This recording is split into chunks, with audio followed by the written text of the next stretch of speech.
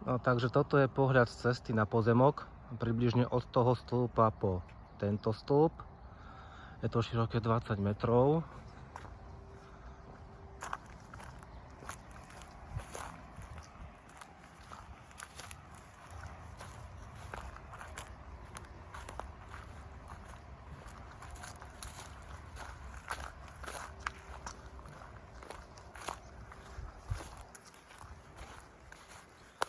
Odtiaľ toto je nejakých 25 metrov po tento kolík a takto to vyzerá pri potoku. Toto hore to je stavebná parcela, toto je ochranné pásmo potoka.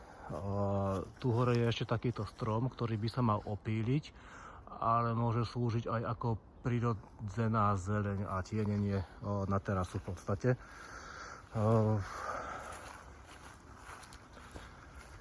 Na tejto parcele ochranné pásmo potoka, tu sa nemôže nič stávať, ale môže sa to užívať.